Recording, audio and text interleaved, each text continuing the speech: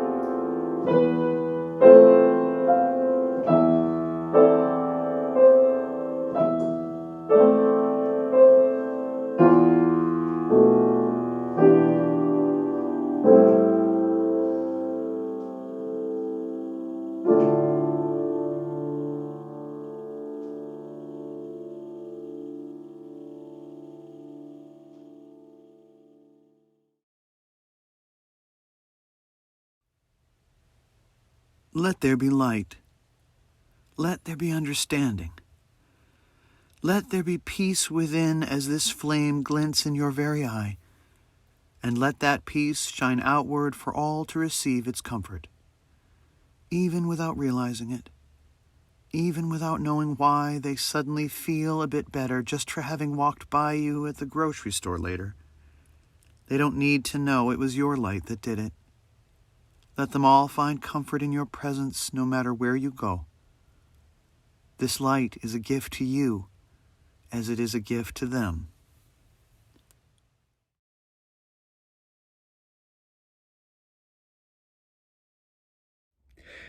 Do unto others as you would have them do unto you. You have to know, though, how you would have them do unto you first. There's a purpose to that. Knowing oneself is the cornerstone of all achievement. Everything from making friends to building fortunes rests on the degree of self-understanding we possess. It's visible in the quality of our accomplishments, not the quantity. We will attract what we think we are. This isn't metaphysics or hocus pocus, just practical sense. If you think you are unworthy, then you will attract that. Your notice will attune itself mostly to things which support your deepest, truest opinions, and you will gravitate toward them as proof of your belief, just like is true for all of us. We see what we want to see, and we make our assumptions from that. Our beliefs are founded entirely on our interpretation of the world as we've chosen to see it. There's enough proof out there to support any argument you pick. You can defend your worthiness or your worthlessness as you see fit, with ample evidence to help you. If you think you are mostly worthy, then the same will be true about your experience. Your life will be suitable for a worthy-ish person. And that's a bit worse, frankly, because we're dangerously satisfied by worthy-ish. We don't know what we're missing. It's good enough. It passes for worthy mostly because we don't really understand the difference. Like mac and cheese from a box until you've had the real thing. We wouldn't probably understand until we know what the difference feels like, until we've eaten our pound of both. We don't notice the symptoms of being worthy-ish because they slip easily in between the cracks of our awareness. We don't know what we don't or can't or haven't seen.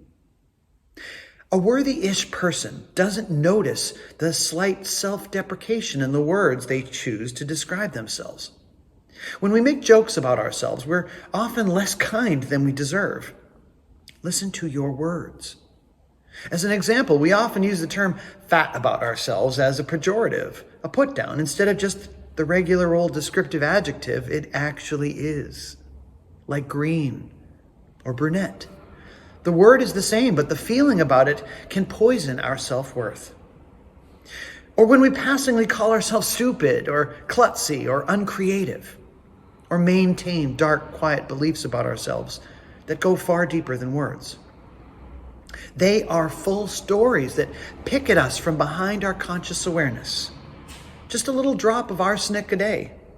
Just enough to make you a little sick, so the unworthiness creeps up on you. Reinforced by all the things we've chosen to notice, filtered by our resentment about what the world is telling us. We find our own proof. We filter our reality to suit our particular worthy-ishness. We elect to describe ourselves with that glossary. Our ears hear the negativity hidden in them and reinforce them by turning them into action, into belief. Our ears do what we tell them. We automatically manifest with our hands the things we think with our minds. We don't see the little ways in which nearly all of us demean ourselves every day, preventing us from entering the perfect state of peaceful forward motion. Change that about yourself first. Notice your words. Change them on purpose, even if positive words about yourself don't feel natural to you at first. Change them on purpose if you wish your reality to follow suit. The trick against those words, those darker thoughts, which to one degree or another we all of us have, is in hoping for more for ourselves and believing that we deserve it. You don't have to know yourself well to hope to know yourself better. Hope is always about something we don't yet have but still think might be possible. Hope to know yourself better. Hope to love yourself better. Pray for that. With or without a belief in God, let your ears hear the words. Pray to know yourself better, no matter how well you think you already do. It will equip you for the life you haven't yet figured out you aren't experiencing. It will equip you to navigate toward the sweet spot. Your little inner magnetic north will imperceptibly shift, and there will be no trouble changing course. It will feel perfectly natural to you. In 1975, a man by the name of Mihai Csikszentmihalyi, and oh yeah, I learned how to pronounce it, he coined the term flow for observation in the field of psychology. It began for him as a curiosity years before. He noticed that artists had a tendency to become completely engrossed in their work, painting or creating for hours, even days on end. Sometimes not sleeping, rarely eating or bathing, not just disregarding, but ignorant entirely of the mundane. They somehow had an ability to achieve a near trance-like state while performing a task which they felt called to do. Many of us, probably all of us at one time or another, have experienced a bit of flow, a feeling of being so engrossed, so attuned with your task that even time has no real meaning. It can happen at work even, when the day is so busy you don't have time to think, just respond, just focus, just get your head in the game and keep it there. That's flow. This sweet spot occurs when a particular balance is achieved. We are more engrossed by tasks that are just challenging enough to keep things interesting. An engrossing challenge doesn't exceed our skills, it matures them. It's like surfing a wave. Too far forward or back on the board and the wave exceeds our skill at riding it. We're thrown off and forced to take time to swim back toward our confidence. But when the perfect position on the board is achieved, all things understand what to do, how to act, how to expand. We forget ourselves entirely. We are beyond the reach of any negative idea about ourselves. We are utterly in the present moment. We are at optimum. Tapping into a deeper portion of ourselves, past the drama, past the mundane, and into who we truly are. Who we truly are is the one at the wheel. Just what the masters ask of us to accomplish through the practices they've been teaching us for thousands of years. It's time to listen to them. The truth is, historically, while spiritual masters have designed practices meant to attune us to the sweet spot, religion has nudged us away from this experience, except when, as an extension of our service or devotion to God, only one type of ecstasy is allowed according to them.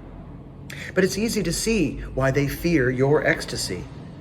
Being in the flow, whether in the moment during a particular task or throughout the entire landscape of your life, facilitates an understanding of yourself as an independent connection to Source. No middleman required.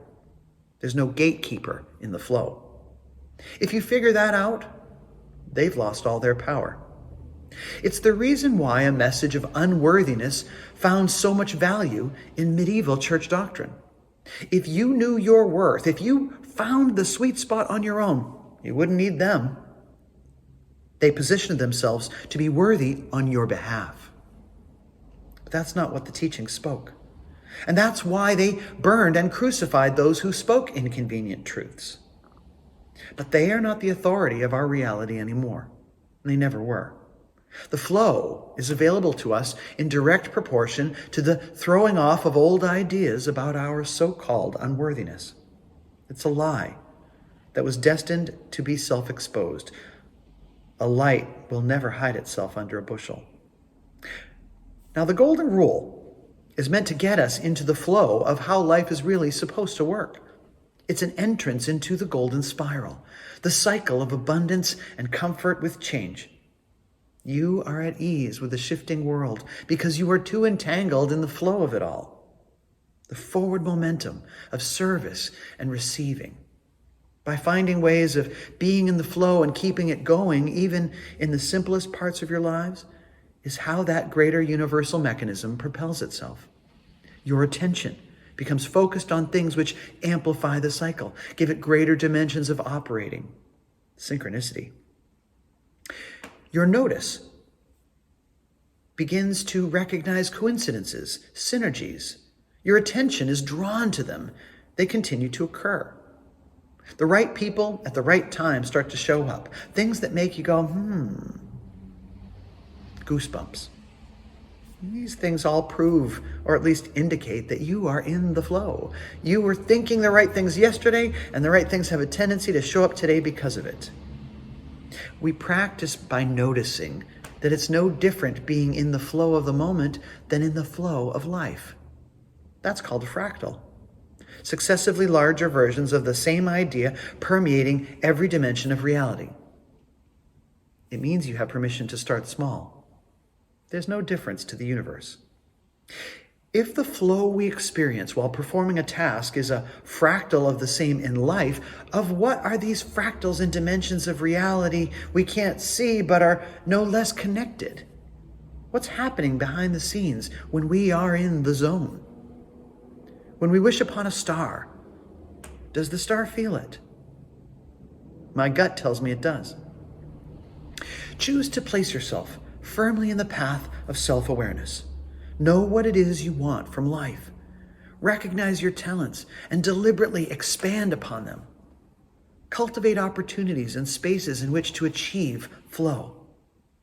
You are not only serving your own personal interests, you're ringing a bell into the heart of the universe itself.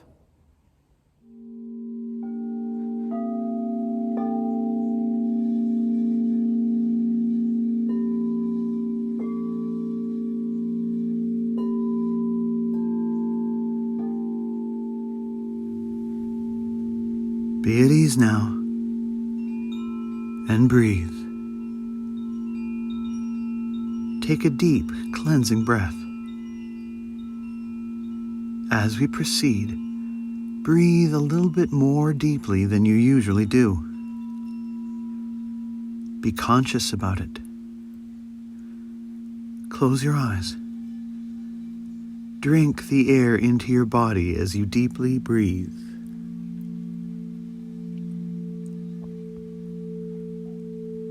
We are all familiar with the advice of do unto others as you would have them do unto you. But there is a hidden challenge in the thought. Can you guess what it might be? It is this.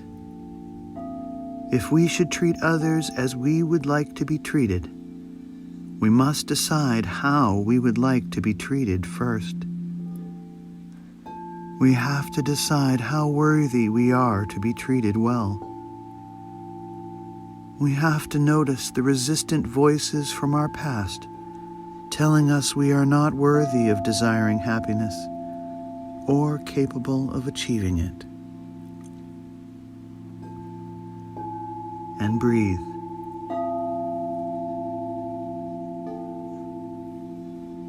Notice every gut feeling you have that disagrees with your complete and total worthiness. Those feelings are not real. They are lies told by other people who could not see their own worthiness, and therefore not yours either. Pray for them now, because you are worthy. And since you could not learn it from them, perhaps they can learn it from you. Along with our worthiness, we have to decide not only what we want, but who we are. To help make others happy, we have to know what makes us happy. This is a much bigger exploration than you might think. It involves unpacking aspects about ourselves that we may not have realized needed unpacking. But that will come in time. Things unpack themselves as we are ready to look at them, so long as we continue in our desire to know ourselves. For now, simply begin by saying to yourself, I would know you better. Thank you for self-awareness.